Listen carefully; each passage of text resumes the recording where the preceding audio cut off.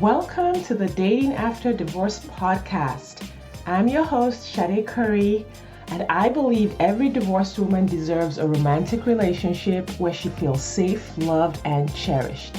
You can create the most amazing life after divorce, and I will teach you how.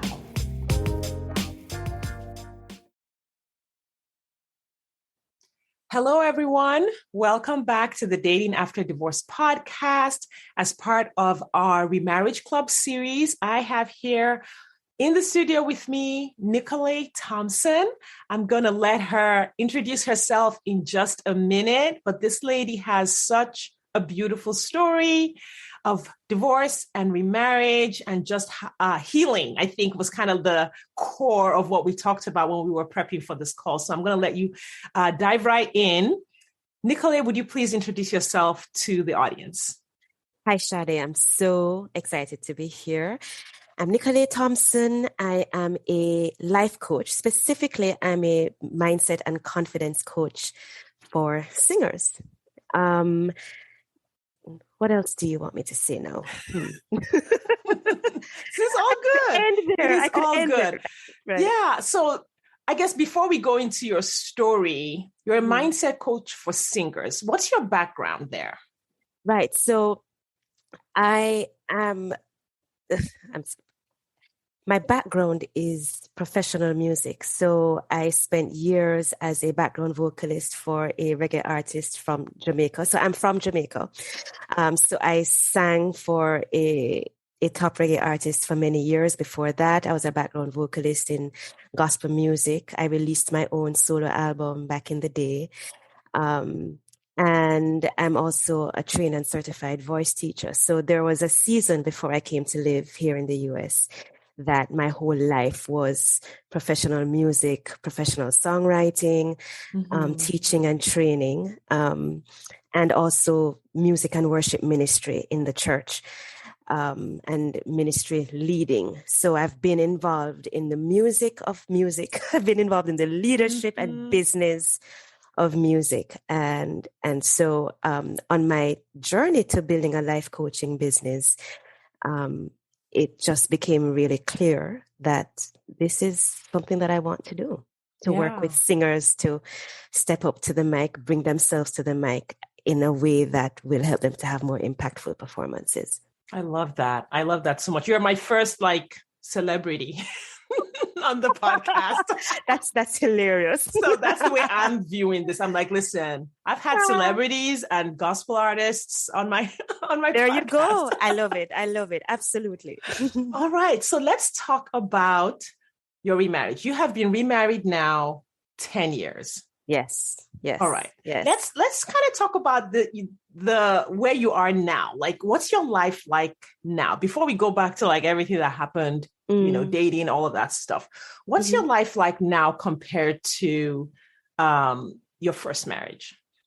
I think so. For context, obviously I'm older, but behind that is the maturity. I think now there's a lot more self-awareness on my part, a lot more openness and understanding, and a lot more willingness to do hard things. I think I know for sure I went into my first marriage pretty immature, kind of starry-eyed, but kind of with this mindset that a marriage is going to complete me. Which is a heavy burden to put on another human being. Right. Yeah. Right. And while I think we both made mistakes in the marriage, I was able to fully own up to where I did not bring wholeness to the marriage. And so now I'm so much better at seeing where, taking responsibility for what I need to contribute to building the relationship, to being able to take the first step to mend something, even when I think that it's his fault. Right. Right. But to still be able to say, you know what, I think I think it's his fault, but I can step forward and take the first step towards, mending the breach. And I'm so much more myself. Mm. I don't think I really knew who I was in my first marriage. And now I came into this marriage having a better sense of who I was.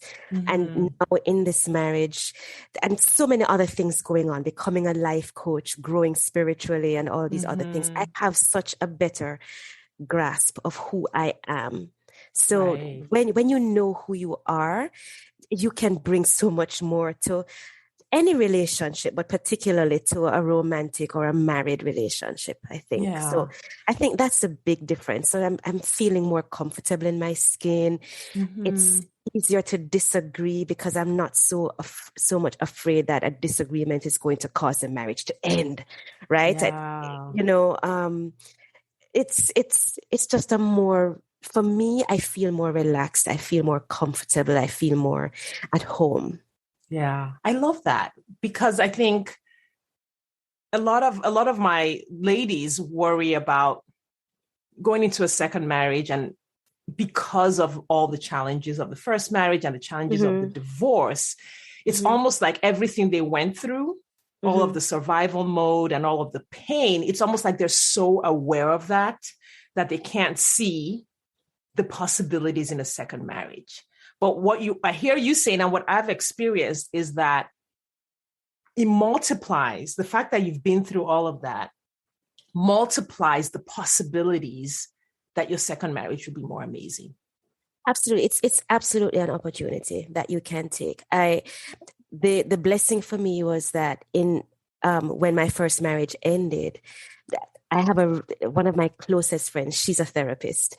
And when my marriage was ending, the first thing she did was refer me to a therapist. And I think the best thing I ever did was to go into therapy as my marriage was ending, because it helped me to process the ending of the marriage in the way that you just described. Like it's an opportunity to get to know who you are and to multiply the opportunities for growth and for better relationships down the road.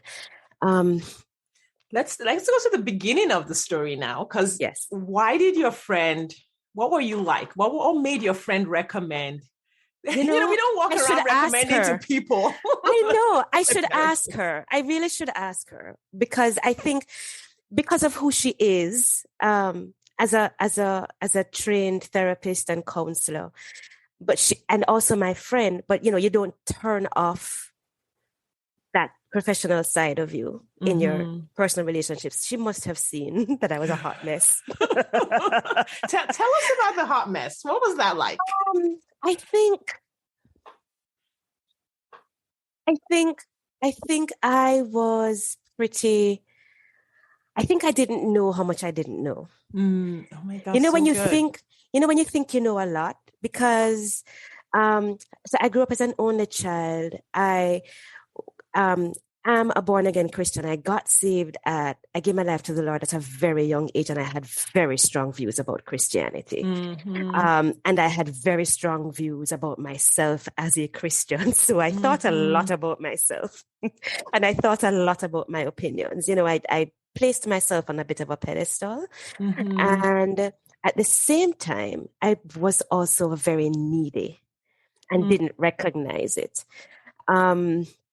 And so I think that combination, my friend must have seen that. I know that when we became friends, she had recommended therapy to me before, and she had coached it as, Nix, just get to know who you are. Everybody needs to get to know themselves. She explained to me the Johari window. Listen, I have said to her that the day our friendship ends, I want a certificate because I've learned so much. But I think she saw that neediness and that insecurity. Beneath all of that, I was a pretty insecure person. And so she had been encouraging me to do therapy. I had tried it once. It didn't work out. So I was a bit soured on it. But by the time my marriage was ended, I was a little bit broken. And so when she said, Nix, um, here is someone I highly recommend for you. I was like, yes. Yeah. I was a yes. So it was just, I think I think beneath a surface happiness and beneath my Mm-hmm. spirituality and all of that, there was a neediness, a brokenness, and I was disguising it with this kind of fake certainty about all things. And I I think wasn't, many of us did. I yeah. was the same way. I became a Christian when I was 13. My family they were nominal Christians, like they went to church, Hmm. but there wasn't like a spirituality behind it. I mean, they did, Hmm. go deeper later in life. But Hmm. for me, it was like, oh, at 13, I was like, okay, I'm becoming a born again Christian. We are the real Christians. Right, was right. our was our attitude at that age. And I was like, oh, go by the book, girl. I was like, all Hmm. right, what's the formula for marriage? I read all the marriage books. They said Hmm. they gave us the 5-step process. Right, Go to right, church, right, right. be Exactly. chaste, Right, be pure, right, be modest, right. marry a guy from church, make sure he's a Christian. And I followed the 5 steps Hmm. and Hmm. Right. And that's the ended up thing with, that, with a marriage that was not Christian, because the other person, even though he checked all the Christian boxes, was not a true Christian at heart and was not seeking, but was just as spiritual and certain on the right. surface. It's I think it's as you mature that you begin to understand the difference between checking the boxes and character, Yes. and learning what you're really looking for, like learning about who you are and understanding that that really boils down to more than how you look, what you do, how much money you make, what you say your values are, to who you truly are at heart and who you want to be with, who you want to live with, and Mm-hmm. and character, like not just personality, Mm-hmm. charisma, introvert versus extrovert, all of that, but really character. What do you stand for? And the things that you say you stand for, are you actually living it out? Are you actually trying to live it out? We're not talking about perfection, but Mm-hmm. just, what are you growing to become? And our institutions, whether it be church or home or school or whatever, don't prepare us for that stuff. They prepare us to check the boxes. Yeah. And I didn't even know what a healthy relationship looked like. So my family of Hmm. origin didn't have a lot of models of healthy relationships. And Hmm. the church, which was sort of like my second family and where I got, Hmm. you could say, my other education in relationships, didn't Right. provide an understanding of what a healthy relationship really looked like, the ingredients of a healthy relationship. Like you said, Yeah. character, Yeah. communication, honesty, Yes. transparency, Yes. empathy, kindness on a one-on-one basis, not when you're feeding the homeless for the cameras, the real Ah, kindness, the ability yes. to be in relationship with others long term. That wasn't taught to me. So I didn't know what a healthy relationship looked like literally. I look back and I'm like, there's no way I wasn't going to end up where I ended up. I think that's such a powerful point. Like modeling. It's so difficult, I think, to let me reverse all of that. Um, we think that relationships are things that you can just do right off the bat. We don't Yes. understand that relationships, like math, need to be learned. Yeah. And learning in the context of it being modeled for us is so powerful. But Mm-hmm. for so many of us, marriage and other relationships, like the positive ones, we either don't see them modeled for us, or when Mm-hmm. we see them, we don't have access to the behind the The scenes, behind the scenes, because right? I mean the That's education that like you have gone mhm, through with therapy and work and coaching and mhm, rebuilding, and probably what I went through in terms of my education to get to where I am, I would say I could get a degree. Like we go and get yes. all these degrees. We get 12 years of education to get a job, plus college, plus graduate Mhm, degrees, so that we can mhm, work 8 hours a day. And we get right, almost no education in healthy relationships, unless you're right. lucky enough to see it modeled at home. Right, right. Absolutely. It's so funny. I joke with people that at the time that my first marriage ended, I was just about finishing up my initial training in conflict resolution. Isn't that Wow. funny? Yeah. And I spent a couple of years training teachers. to in conflict resolution techniques, incorporating that in the classroom management. I'm like, where was that in my marriage counseling? Right. You know? Right. Yeah. I've been to a counselor who every 10 minutes in the session, she'd be like, so agree to disagree. I'm like, listen, lady, you do not understand what is happening here. Agree to disagree is not going to cut it. No, we need to talk more. Yeah. Oh my gosh. Okay. So after your divorce, were you interested in getting married again? Were you reluctant to get married again? What was your thought process about doing this a second time? I was interested in getting married again, but I was scared. And, you know, in church, it's pretty controversial about divorce and remarriage. So there was that as well. And so I always knew I wanted to be married. And I knew I didn't want to be single, but I also had to explore that. So I guess I wanted to be married again, but I didn't want to rush.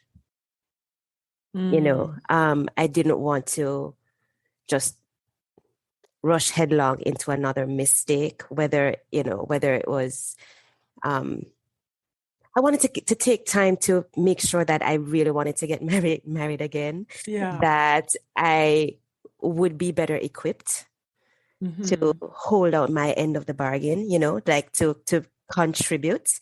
And I didn't want to get married again on the rebound, right? It's so easy to try to fix a mistake by making another one. So true. It does happen. So, you know, it was. Were you afraid of like the dating pool? Like there are no good guys. Did you have thoughts about there are no good guys out there? Will I ever find a good guy? Will I marry someone like my ex again? I figured that I don't know if I was thinking along those terms. I think I was more thinking of, am I marriage material? Can I make a good decision? Can I be a whole person in a relationship? I was very much centered on, would I be good in a relationship again? Would I would I be able to trust myself, to trust the other person, to grow in a relationship? Can I be me in a relationship? I think those were really more my questions. How did you resolve them? Like, that's a great question. What was your process to get to therapy? Therapy was one part of it. I have a core of good friends, good girlfriends, like amazing friends, people who help to hold me accountable. And I think staying in those friendships and being very open in those friendships was really good ground for me to be relearning honesty and open communication, right? It's not the same as a romantic relationship, but it's the same as a romantic relationship. In terms of it's the same things, right? Resolving conflict, being who you are, having somebody give you feedback about how you did something or you said something and how they received it versus how you intended it, and being able to hear that feedback and to take it and to learn. I think some of those things that I wanted to learn, I learned in the context of friendships. And were these new friendships after your divorce or old friendships? No, old friendships. Yeah. So it sounds like you had people that stuck with you through the divorce and after. Oh, absolutely. I literally, as my marriage was ending, I literally had a group of people that I could call. Wow. I could say, hey, this is happening. I'm going to need some support. I may not be good at taking the support, but you know, if you need to hit me over the head with a heavy pot, I will, you know, like I had those people who were there for me, and I was able to say to them, you know, even if you see me doing crazy things, just I'm open to your correction. Like that's where I was at. How did you know they were safe? My friends? To open your heart to in that way. We've been friends for so long. we'd been friends Right. for so long, and those friendships had gotten so deep so quickly. And Mm-hmm. but it's always a risk, right? People always make mistakes. I remember there was one friend of mine, we're close to this day, but I remember that when we had a little bit of a riff when um I think she thought that I should be disclosing more, and I thought that I should disclose at the rate that I wanted to disclose. And, Mm. there was a little bit of tension, but Yeah. then we were able to talk it out and forgive each other. Right. So I Wow. think, um, I knew I was safe because, you know what? I knew I was safe because we had a track record of working through difficulties. So good. I love that. Friendships come up a lot in my coaching. Different women have different experiences. Yes. Some end up having friends that just kind of drop them like a hot potato. Yes. Some have Yes. friends who start dating their husbands as the Oh, divorce is happening. that's a little bit of a problem. Yes. I mean, some have friends who judge them, but some do have friends Yes. like you who are supportive.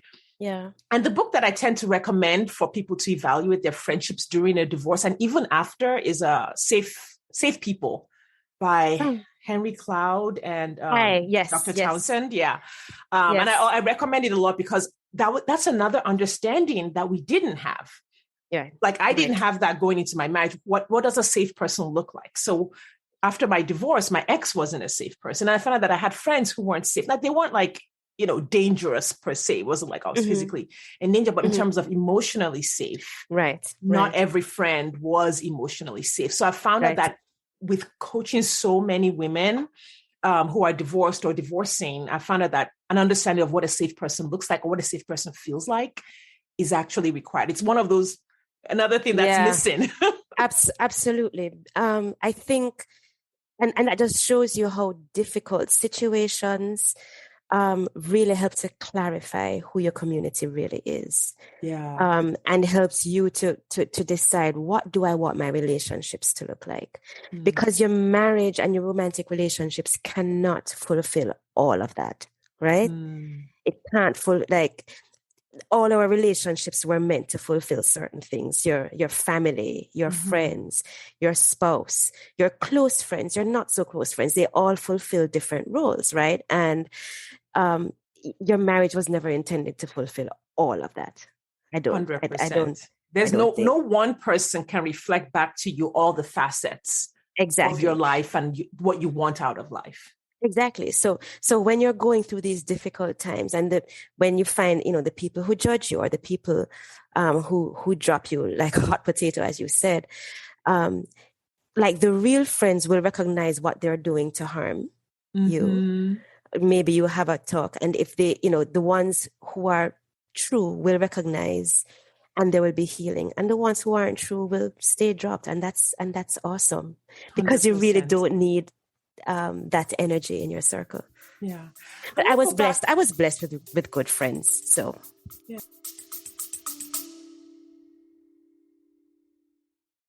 Do you wonder exactly how divorced women just like you are meeting eligible men who want a real relationship and a commitment?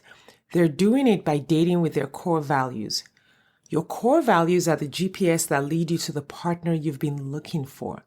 When you use your core values on dating apps, text messages, and at social events, you will easily connect with your true match partner without chasing, settling, or wasting time with non-committal men. I have taught exactly how to do this in the 2-hour Core Values Dating Blueprint course available on my website, shadecurry.com/dating. That's SADECURRY.com/dating. You will learn exactly how to identify your core values and use them on your dating profile, how to ask the right questions via text, and how to tell the right stories on dates so that you attract the right people and repel those who aren't right for you. If you're ready to meet your true match, hop over to shadecurry.com/dating or click the link in the show notes. Now back to the episode. I want to go back to what you said about just the thinking through getting remarried as a Christian. where there's Yes. like, there's, like I said, a lot of controversy in the church about kind of person who's Yes. divorced ever get married again. How did Yes. you work through that? Like, what was and I know, of course, your conclusion is for you and you had to work Yes. through this with God yourself. So we're not establishing Yes. theology here. Right. No, But absolutely I want not. to hear your journey. Oh gosh, I had lots and lots of conversations and with my pastor, my friends who were more studied in the Bible than I had read through a lot of scripture, the obvious scriptures where it says, do not divorce. The other scriptures, more obscure scriptures from the Old, especially the Old Testament, that talk about different aspects of what really makes a marriage and what doesn't make a marriage. And I think I came to a place of knowing that I was going to make a decision that not everybody would be happy with. Quick context, I was already a relatively public person because of my work in gospel music in Jamaica. So I knew my life was a little bit open, So I knew I was going to end up making decisions that people would frown on. And but at the end of the day, I decided to go with my understanding of what God says makes a marriage, what I believe God says makes a divorce, and whether I wanted to be happy. And I thought that I could be happy as a single person, but I also want to get married, and I believed that God would bless it. And I just decided that I would be at peace with that decision. It was not a theologically calculated decision, but I did spend a lot of time going through scripture in prayer and in difficult conversations to just kind of decide, you know what? I think God wants me to be happy. Yeah. And however I find it, whether single or remarried, I will put it to the Lord at that time and see what happens. Yeah, and we see what happened. We see what happened. Absolutely. So let's talk about how you met your husband. We want to hear the love story. Okay. So I'm on Facebook one day and I get a friend request from this gentleman. Now, it turns out I had known him from a distance. He had lived in Jamaica for some time. He's American now, but so, I'm saying this all wrong. I knew him from the gospel music industry in Jamaica, but distantly. We moved in sort of circles that touched but didn't know each other very well directly. So he sent me a friend request and it took me about 3 weeks, I think. I was just like, why is he sending me a friend request? But it turns out that he just saw me. He knew who I was. He hadn't seen me in years because he'd been living in the States. And he just wanted to know what was happening because I was probably I would have been a close link to him, to what is happening in the gospel music industry. So I finally accepted his friend request and we started talking back and forth. And that's literally how it began. The more we talked was the more we talked. Yeah. And we became friends, and then we became better friends, and the friendship just blossomed into a romantic relationship. Wow. How did you know he was the one? I didn't. At some point you decided he was. Like, it's so funny because when I was younger, I believed in the one. I believed right. that God had set me apart for this one specific person, and God had set aside that specific person for me. And, God would orchestrate us meeting, and that, it was the one. That was the fairy tale. The fairy tale movie version. I wasn't sure anymore that I believed in the one. But I think what made me decide that I wanted to spend the rest of my life with him, we were such amazing friends. And we never wanted, the more time we spent together was the more time we wanted to spend together, And I was living in Jamaica at the time and he was living in the States, obviously. So it was a long distance relationship. Wow. And I think we must have clocked some kind of record hours between BlackBerry. Do you remember the BlackBerry? I remember the BlackBerry. Right. That's where that age. Yes, absolutely. The BlackBerry pin, and then Magic Jack, which is a internet-based VoIP calling service. Okay. Right. Yeah. So I was able to do long distance calls really cheaply from Jamaica. So with that and Skype, and we must have clocked some crazy. Oh, we were talking all the time. Yeah. And the more time, and when we visited each other, we still weren't tired of each other. So that was like, oh, so let's just get married and just spend 24 hours together. 24/7, right? But also we had similar values, which was important to me. He's a Christian. We had similar values. We both loved music. We had a lot in common. We had very similar personalities, but where our personalities differed, it was okay. We could talk through things. We were both pretty open, and we have different conflict styles, but we could still talk through things. I think so. It wasn't even like he is the one, but it was like I was willing to be committed to loving him and to spending the rest of my life learning to love him even more and building a committed relationship with him. I was willing for him to be that one. Yeah. Oh, I love the way you said that. I was willing for him to be the one. Like it wasn't like a one with a voice from heaven. Because sometimes I've talked to women, as soon as it's like, okay, well, there's this sign and then this sign, and this is a sign, and that is a sign. Yeah. Which sometimes there are signs, and sometimes you decide. Yeah, I wanted to be it's the sign thing wasn't working for me anymore. Right? Right, because then if you want the writing on the wall, then you have to figure out, is it God writing it on the wall? Oh, is it the right? demon? So you still you still have to make a decision. You still even if you think it's a sign, you still have to decide that it's a sign. So at some point I decided, you know what? It has to be a decision for me. I have to choose. Yeah. And so I made a choice that he was. It was my choice that he would be that he was the one, right? And thankfully, he thought the same thing. Yes. What's interesting, like who thought it first? Did you think it first? Did he think it first? How did you guys get to that conversation? Wow. We may have thought it simultaneously, I think. We were just, you know what? So when we transitioned our relationship from just friendship into, you know what, we want to take this further.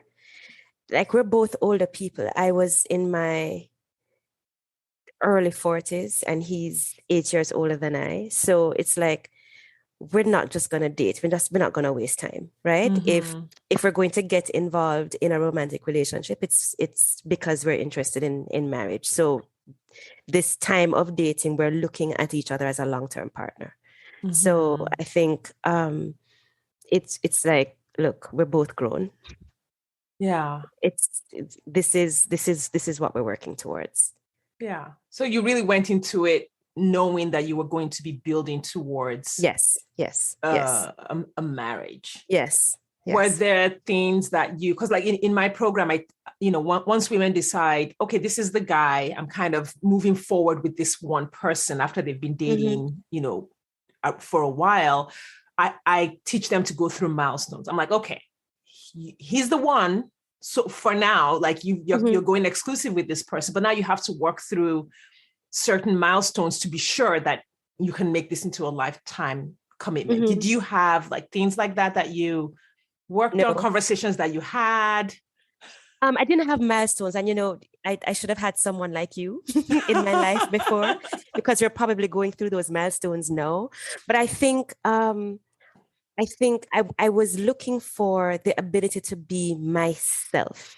I wanted to know that I was looking to know that I would feel comfortable being myself, expressing my opinions.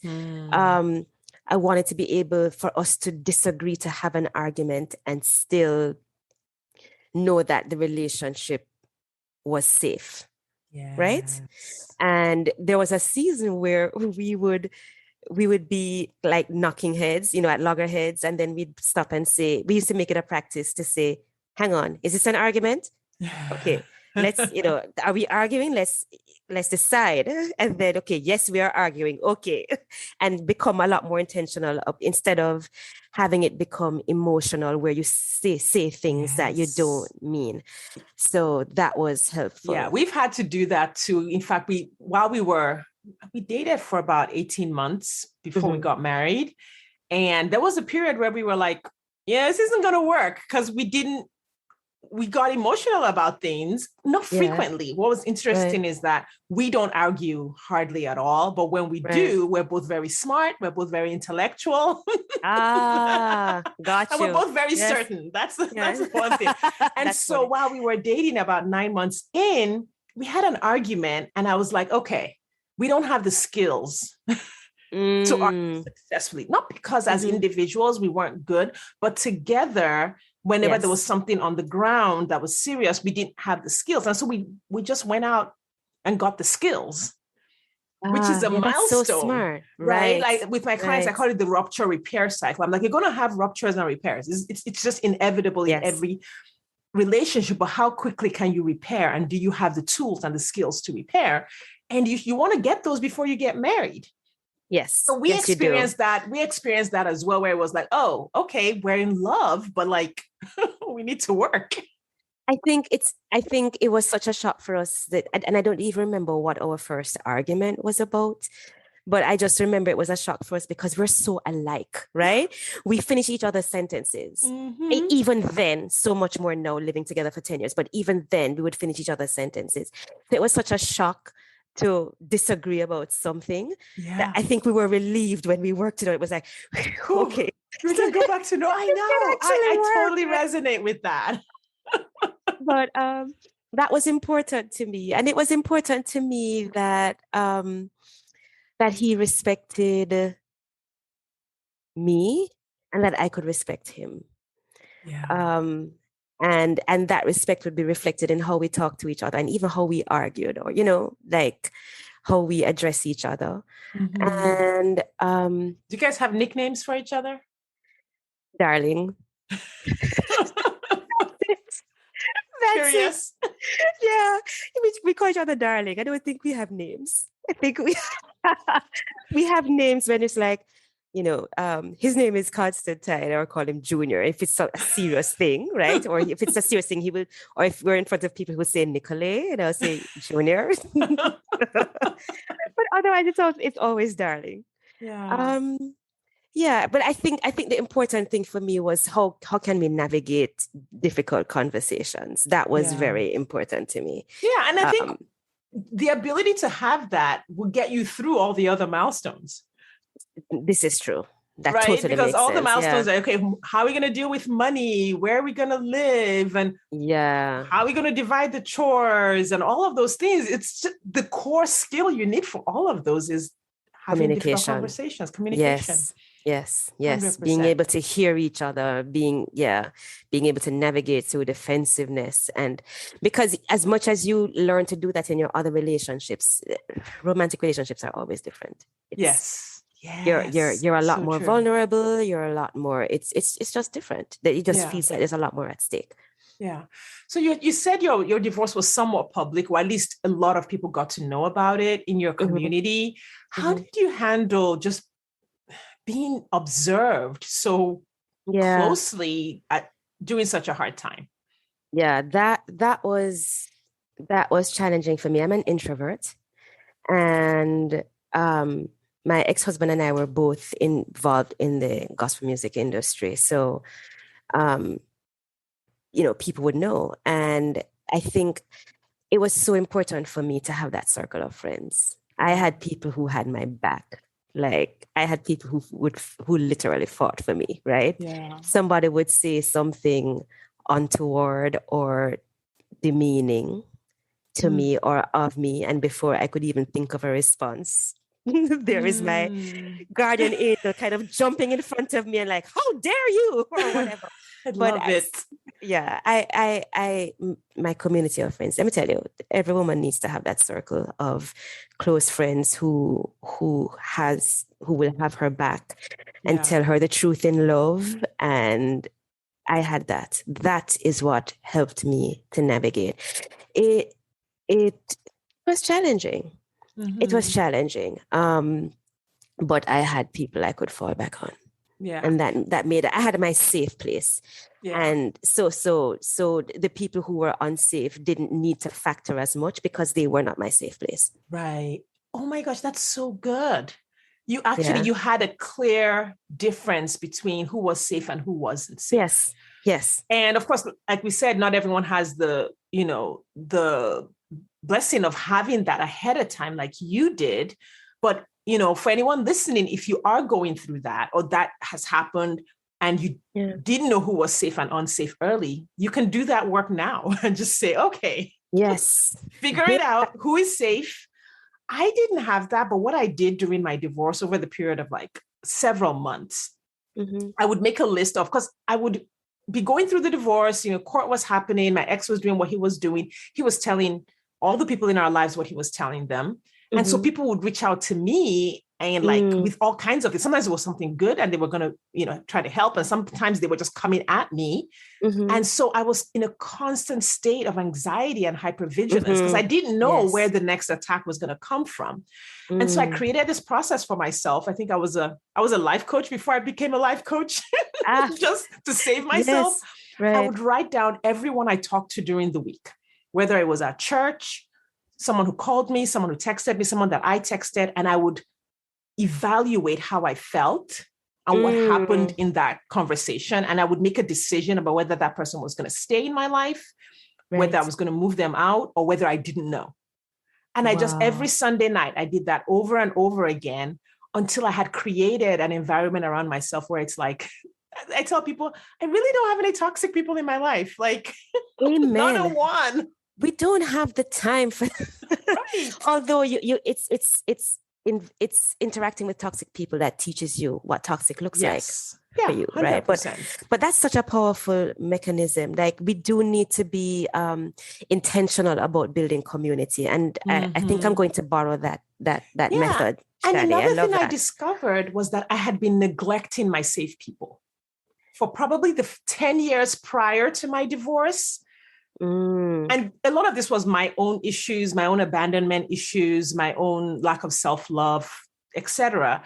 My brain always focused on the more toxic people versus the safe people. So when the divorce happened, I was going after the toxic people for help, and they were just like, wham, wham, wham. Right. And over here in this corner were like all these safe people in my life. And when I finally started cultivating those relationships, I realized they'd been there for me all along, and I hadn't paid attention. And I think as women, we may or may not be encouraged to build these relationships, right? There is this thing of women aren't good friends to women and all of that crazy stuff. But you're so right. There's always that one person who has your back, and you just need to find them. There's always one person. Always. Yeah, that's true. I believe that. I believe like God puts those people in our lives, and we may just not be paying attention to the right people. Especially when you're in a marriage too. Sometimes if you're not careful, you can neglect your friendships and give all your energy to the marriage. Right. And that often happens not just because we're being neglectful, but because there are some spouses who will strategically isolate you from people in your life. There's so many reasons that could. Yes, you're so right. Yes. Yeah. So it's actually a good thing to audit your relationship. Like, am I in contact? Am I in touch with people who love me, care for me, understand me, see me? Do I have those people, whether you're married or not? I love that. I'm writing it down. So that's the second lesson I'm taking from you today. Right. And I think that's just part of being an adult. And caring for our own wants and needs is to cultivate healthy relationships. It might take some time. It takes a little bit of effort. It does, but it's so worth it. It's so worth it. So worth it. All right, Nicole, I want to just ask you my final question, which is what's next for you and your husband? Like, what are you guys looking forward to? What's new and exciting that's coming up? What are you dreaming of? Well, I'm building a life coaching business, so that's exciting for me. My husband is about to embark on some studies for something that he's wanted to do for a long time. So it's looking like some mutual sleepless nights. Right? But I'm excited about the fact that we're both going after our dream right now, Yeah. our Yeah. dreams. And so I'm looking forward to like just heightened support of each other. Um, COVID, I shouldn't say COVID has ended. COVID is a little bit crazy right now, but we're hoping to travel again together. Yeah. We like to visit Jamaica together or to just see other parts of the US together. So um, just building more memories Yeah. I together. love And that. we spent most of these 10 years just working on our jobs. We both worked for church at one point. Mm-hmm. So we're just doing the things. Now we are more conscious about having fun together. So Hmm. That's yeah, so good. And I we're see you doing that. smiling. The Yeah. listeners won't be able to see how much you're smiling like a little girl right now. But Yeah, I can tell that like you guys are having an amazing time. yeah, you know what? I love to travel. I got a chance to travel a lot as a professional vocalist, and it turns out that he loves to travel too. So, and he's a great travel partner. So I always like when whether it's a road trip or if we're flying somewhere together, I love that. So I'm looking forward to more opportunities for that. Awesome. Well, thank you Yeah. so much for sharing your story with us. Could you tell the listeners where they can find you, sort of spell out your social media handles on your website? And I'm also going to link them all up, but for people who want it right away. Right, sure. So, social media is where you'll find me. I'm very active these days on Instagram. So you're looking for, I'm gonna say it the way it's spelled. You're looking for I am Nicole Thompson. NicoleThompson. So that's my handle, both on Instagram and Facebook. Um, yeah, that's where you're gonna find me. I'm having a lot of fun on Instagram, by the way. So you want to follow me there. Yeah. And you teach mindset to Yes. So singers.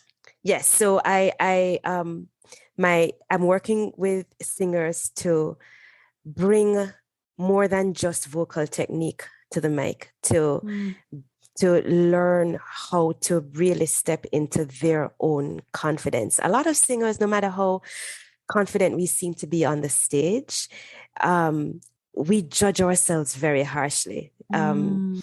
We like off stage, we are our harshest critics, and it gets in the way of our performances. Mm. And so my job, which I've accepted, my mission is to just help singers learn to know themselves, love themselves, really get connected with who they are, build real confidence and not the fake stuff that we're taught Mm. sometimes, and really learn how to show up as 100% ourselves at the mic so that we really connect with our audiences and have performances with deep impact.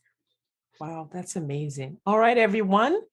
Whether you're a singer or not, you are going to want to follow Nicolay because her spirit is just so sweet. I feel so blessed having this conversation with you. I have just Thank really you. enjoyed, I've just really enjoyed talking to you and learning about your journey. And you've just shared, I believe the remarriage journey is a lot more subtle. Like it's not the fairy tale. We do have fireworks, no joke, but That's it's right. about the subtle clues, the subtle love that really is the foundation of true love that really lasts a lifetime. And you actually have that.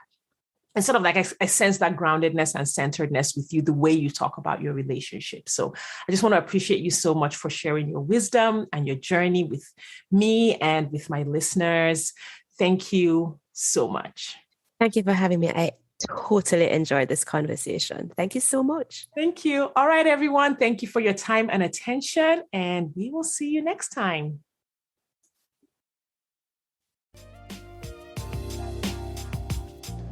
Thanks for listening today. If you are ready to get married after divorce, I want to invite you to download my free 8-video training specifically designed to help divorced women date with ease and get married again. Head over to sadecurry.com to get started. That's SADECURRY.com. I'll see you inside.